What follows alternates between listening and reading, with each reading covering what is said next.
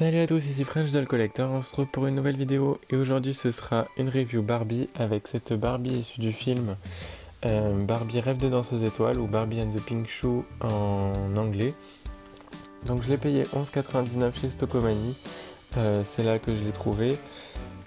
Je comptais pas spécialement l'acheter neuve, enfin quand elle est sortie je veux dire, mais à ce prix-là elle m'intéressait assez puisque j'essaie d'avoir la plupart des Barbie des films Barbie. Pour vous montrer sa boîte, donc ça fait un peu comme des rideaux sur le côté. Elle est assez large. On voit un artwork de Barbie Rêve de danseuse étoile. Alors je me rappelle plus de son nom. Peut-être que sur le derrière de la boîte ça sera écrit. Le dessus de la boîte de la mienne était ouvert. Mais il n'y a rien qui manque puisqu'elle vient avec aucun accessoire. Et c'était elle qui avait le plus beau visage parmi les trois qui restaient, du coup je l'ai prise comme ça. Alors à l'arrière de la boîte on voit le DVD sorti en 2013, Barbie et donc ses deux copines danseuses étoiles.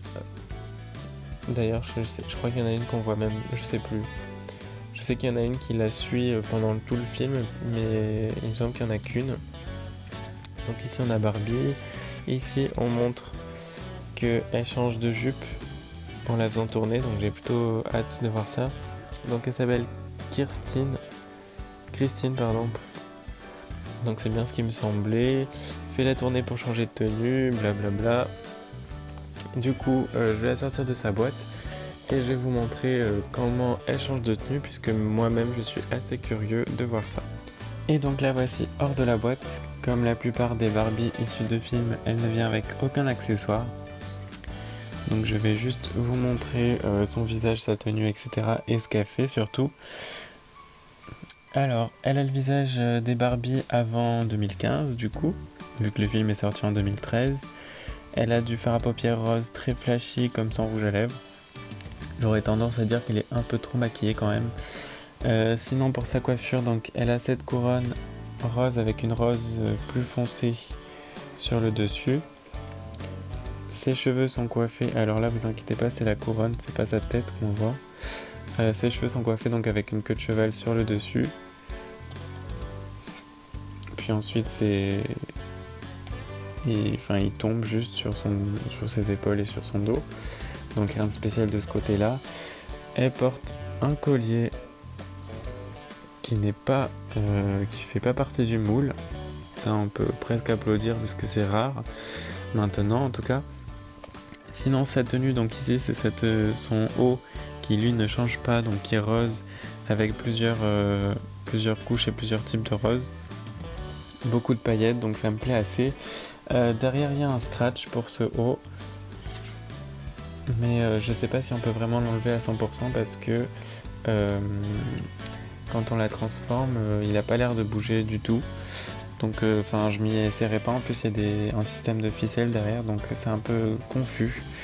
Sinon sa jupe, donc ici il y a comme des pétales de fleurs, donc super joli. Une couche de tulle rose avec plein de paillettes, et enfin une couche d'un tissu rose simple, donc juste pour être dessous, pour que ça fasse pas trop vide on va dire. Ses chaussures sont des ballerines de danseuses, donc elles sont moulées, on peut pas les enlever, mais même la partie comment ça s'appelle, des lacets est en relief, donc ça reste assez joli à voir on va dire. Côté articulation, elle est articulée au bras, donc elle peut les lever, les baisser et les écarter. Elle n'est pas articulée au coude ni au poignet. Elle n'est pas non plus articulée au genou. On peut un peu bouger ses jambes, mais vraiment de façon mineure, puisqu'en plus dessous elle a une petite jupe qui l'empêche de bouger les jambes. Donc du coup elle est pas beaucoup articulée, mais en même temps elle est vraiment faite juste pour danser, faire de la danse classique quoi, donc ça me choque pas trop. Du coup, je vais la transformer, entre guillemets, pour vous montrer sa deuxième tenue.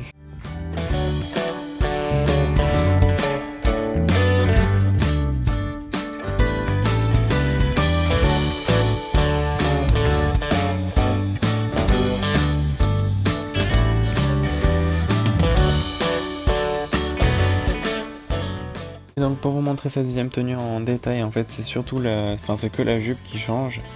Cette jupe est donc bleue, violette et dessous il y a une couche.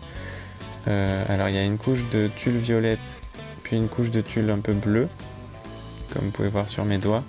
Puis en fait il y a la couche de tissu de tout à l'heure rose qui donne cet aspect violet à l'ensemble de la jupe. Alors c'est la jupe qu'elle porte quand elle va dans le ballet du lac des Cygnes, puisqu'en fait dans le film elle voyage un peu dans les histoires de danse classique. Donc je préfère celle-là à la rose, je trouve.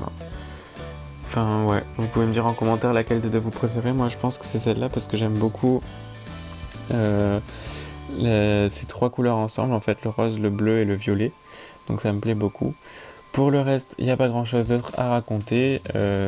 Elle est tout droit inspirée de la tenue de Barbie Lac des Cygnes, dont je vous ferai la review aussi, qui a vraiment une robe très ressemblante à ceci. Puis de toute façon c'est censé être des plumes.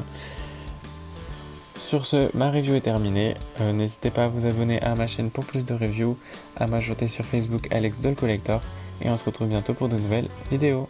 Ciao ciao.